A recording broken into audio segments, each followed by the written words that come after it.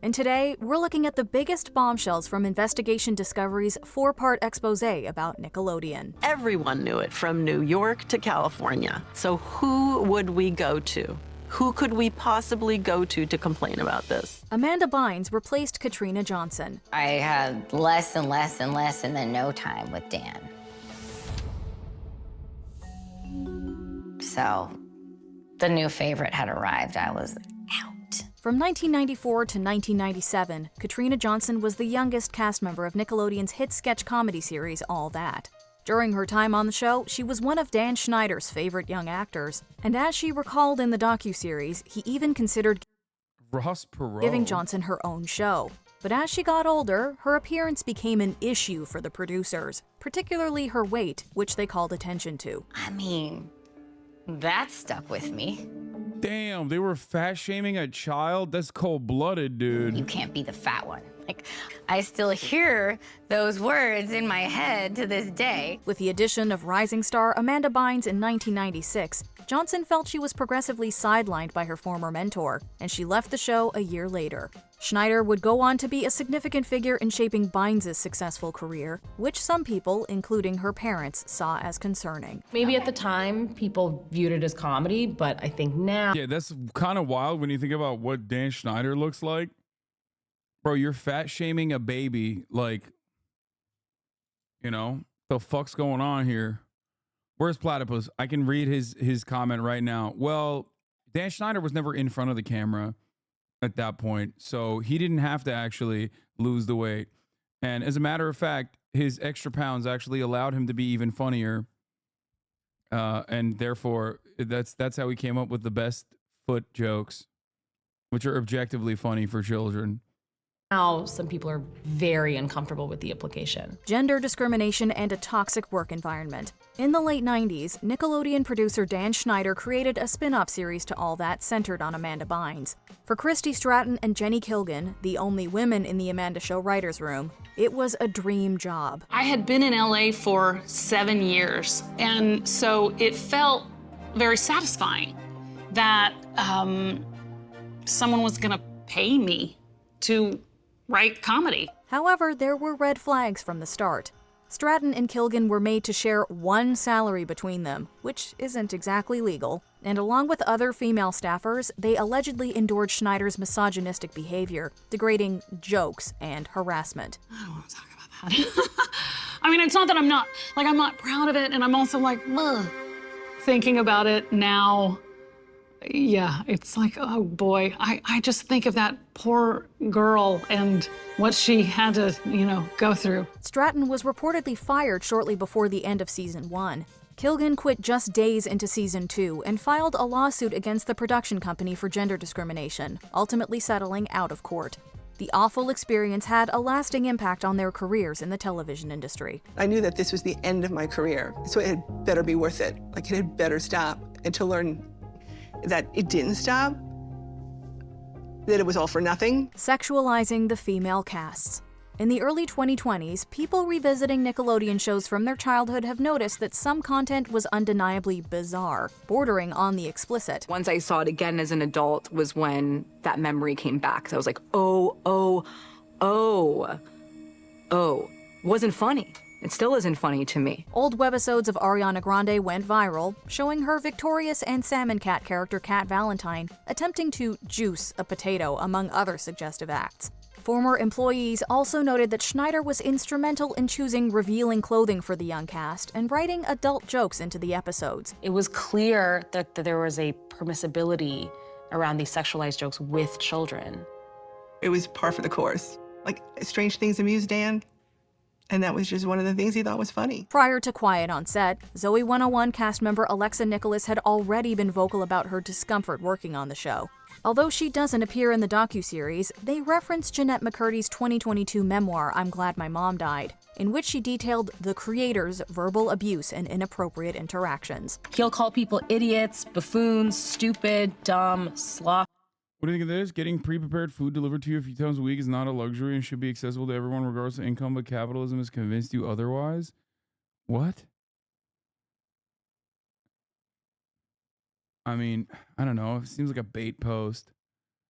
All right, let's just get back to this video. My ADHD is all over the fucking place, dude. My ADHD is all over the place. I hate Dragon's Dogma 2 has now been downloaded. I cannot, I don't know why. I don't know what is going on. I cannot pay attention to anything right now. My brain is fucking doo-doo today. Sloppy, careless, and spineless. The creator knows how to make someone feel worthless. Inappropriate adult humor. I remember someone from Nickelodeon sitting with us and saying like, oh, does this mean, you know, this dirty thing? And Dan was like, no. Why would you think that's like tainted, like you've tainted something? And they were like, okay. Kids programming tends to have some jokes and references for the parents, but Dan Schneider's shows like All That and The Amanda Show often crossed a line. From character names with slang terms to costumes with phallic imagery, it was clear to some people behind the scenes what the writers were alluding to. Wait, why is this in the show? What is the joke here exactly? There's this weird element of like, they all were able to like pull a fast one and get away with it. And that's like a part of The Pickle Boy shit is like indefensible too, especially because, you know, who the Pickle Boy is, right? Fucking pedophile rapist. the joke. Crew members and parents would notice questionable jokes and sexual innuendo, but the environment made it difficult to express these concerns, especially to Schneider. And as former cast members recall in the docuseries, they were often uncomfortable with the material, even if they didn't know exactly what the innuendos meant. Wait, I missed the Pickle Boy part? Jesus, what the fuck is this? Looking back at it, it's just very strange. Frankly, it was just uncomfortable. Traumatizing on-air. The Pickle Boy one is Brian Peck, who's a very famous voice coach, an acting coach, that was also very, I guess, not so famously, but famously now, abusing Drake. What's his name? I forget. Drake from Drake and Josh. And Drake Bell. Thank you. When he was a child. And it didn't, like, he was prosecuted criminally for it, went to prison for 16 months. And then, got a very light sentence for just like very obvious sexual abuse of a child, like sexual molestation, continued sexual assault of a child.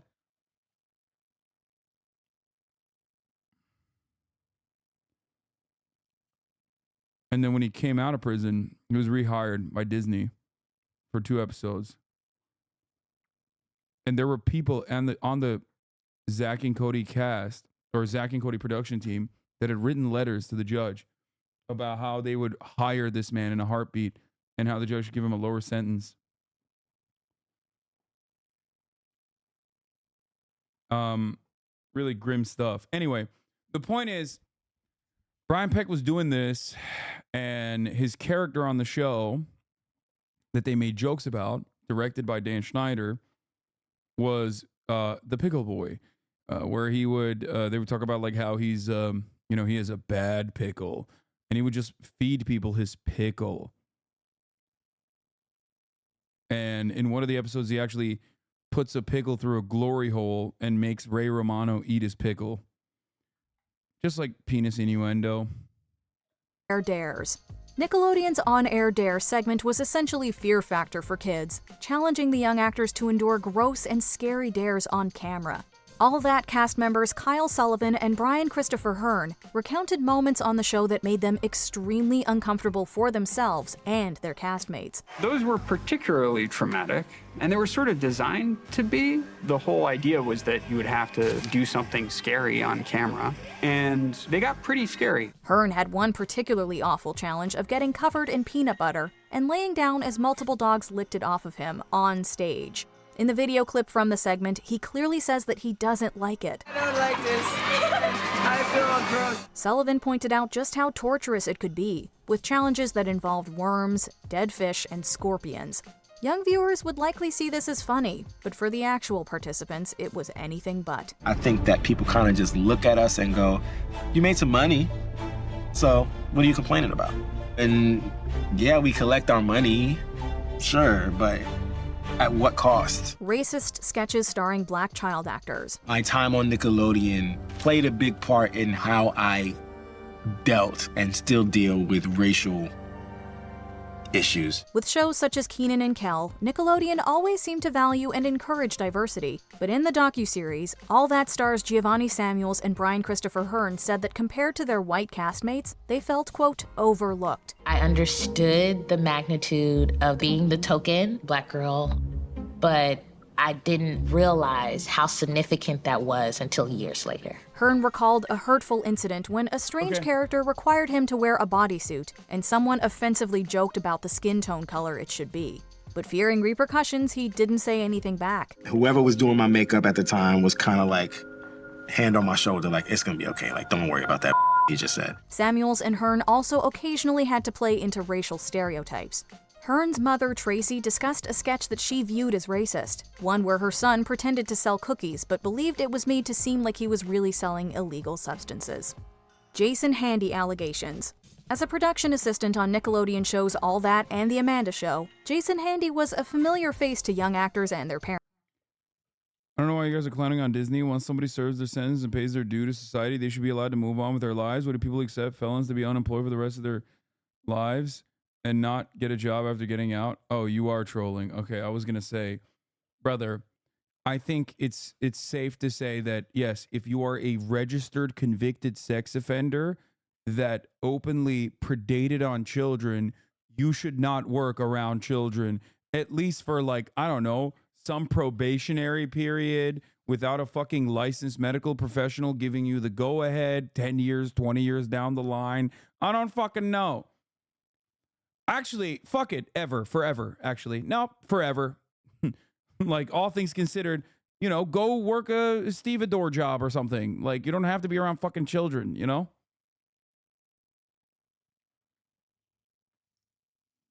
Yeah, brother, no, brother. Brother,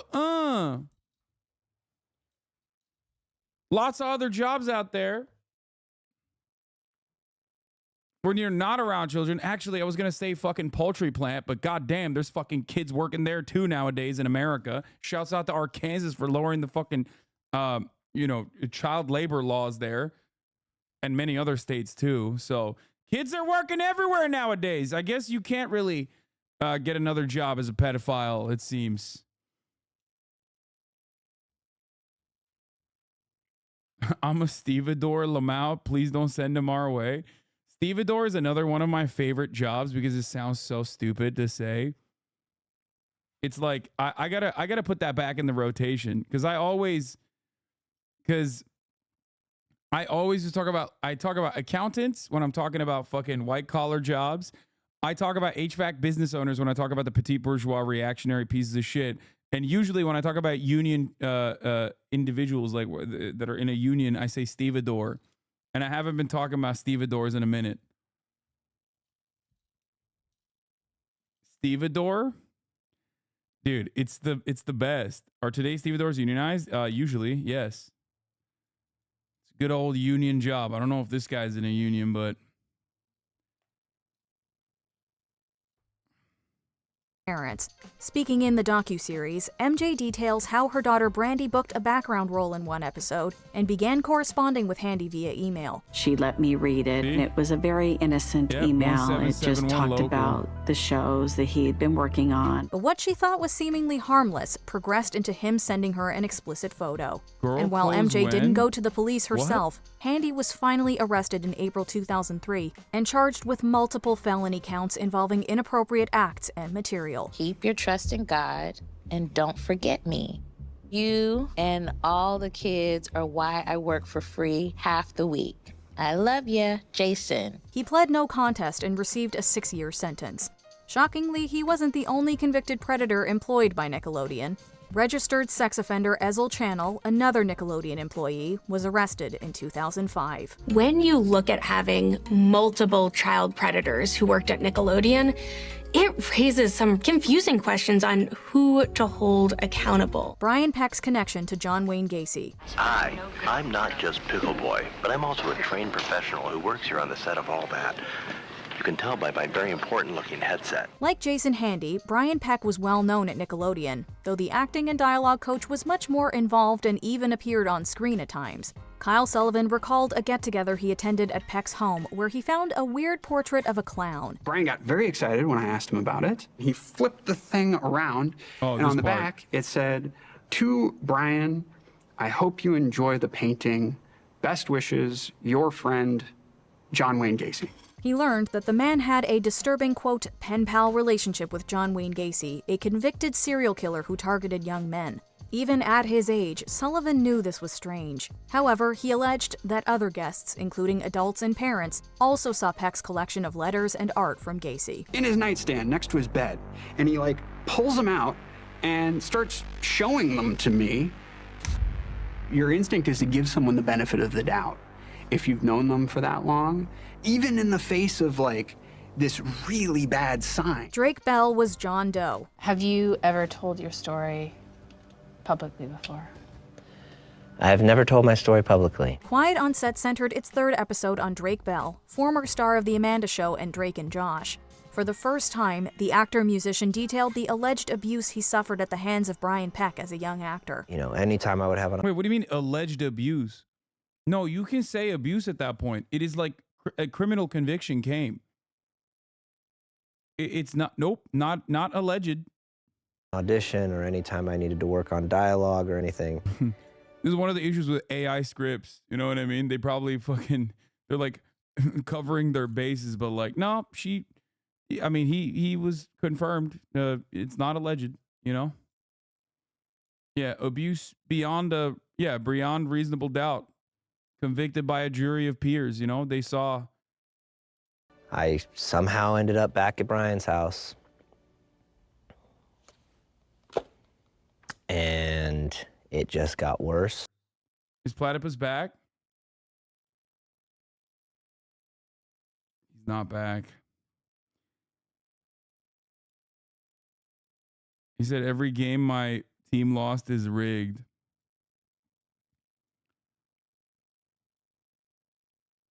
Damn, he was in here in the morning. I miss him.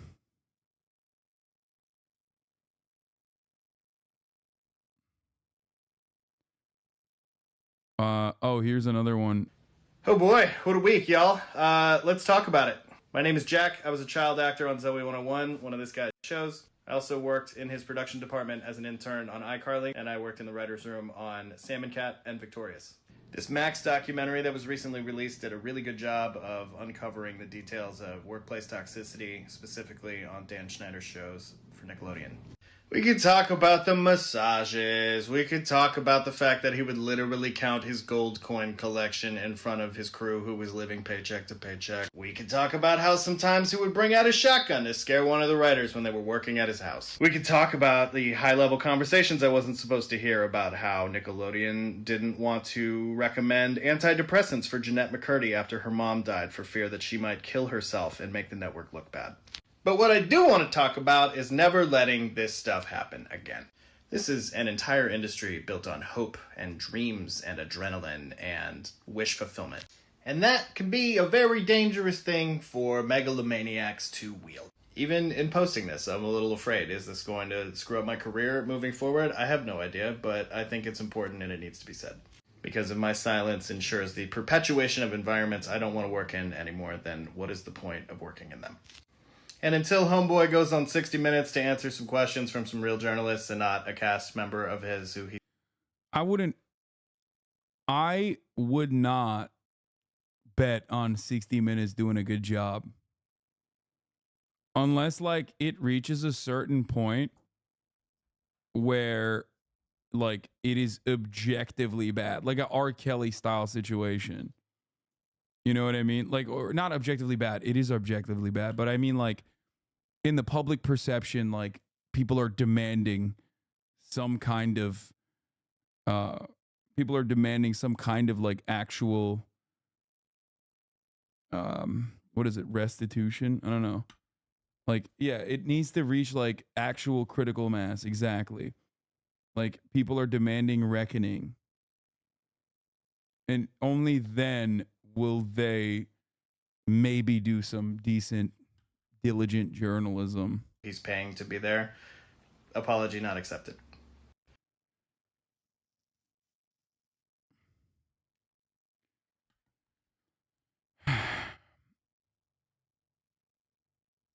Where the fuck's Platypus when you need him? No, I mean, Alexa Nicholas hit a money spread on Dan. Wow, we got money spread videos and progressive moral compasses. And you know we ain't come alone. We brought the homie Alexa Nicholas. Fuck damn. Alexa, hit this nigga with a money spread. She was on Zoe 101. She has first-hand experience with you and doesn't fuck with you.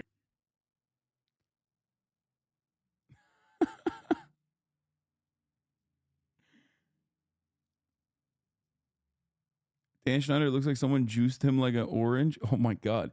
M-Hut has so much smoke for Dan Schneider. Jesus Christ. Pretty funny. Yeah, Alexa is a Hasanabi head as well.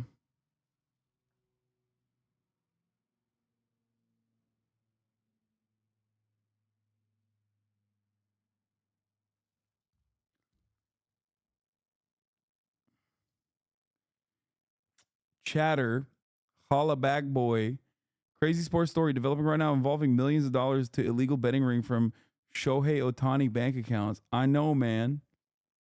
I already covered it.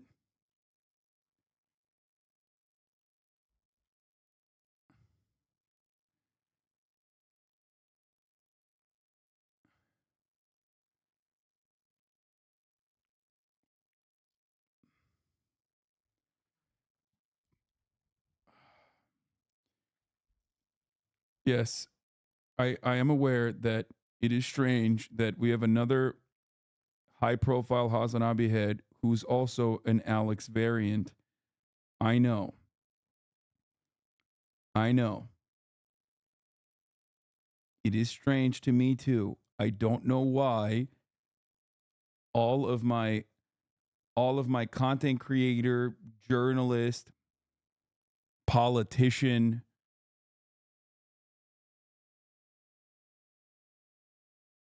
I guess the only Alex was Alexei Navalny that I wasn't friends of the show of.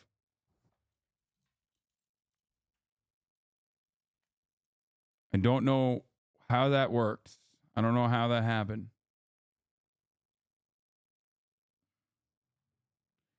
You could say Alex Jones is a bit of a Hasanabi head.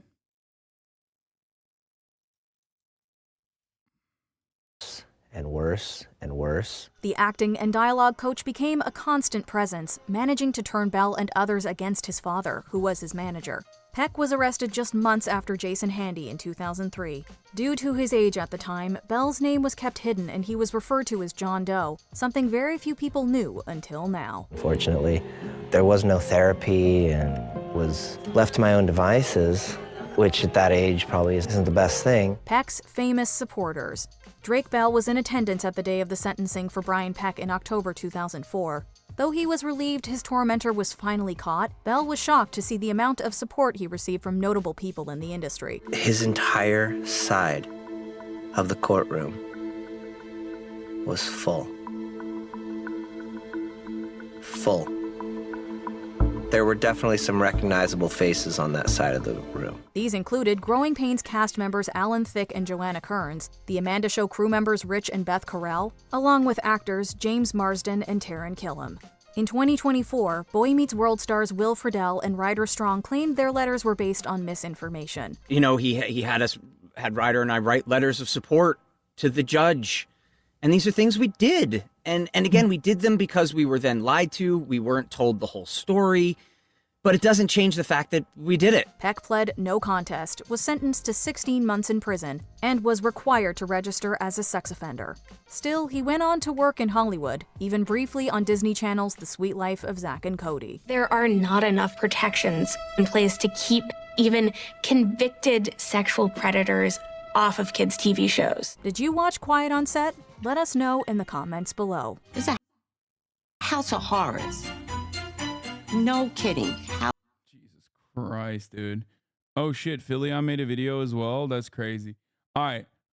There's a couple things I wanted to look at. What was I gonna do here?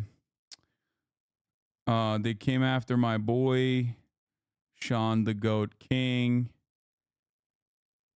Oh, there was this little piece here. Turns out plans were scrapped for a Trump rally in Arizona, with two sources citing a desire to save money and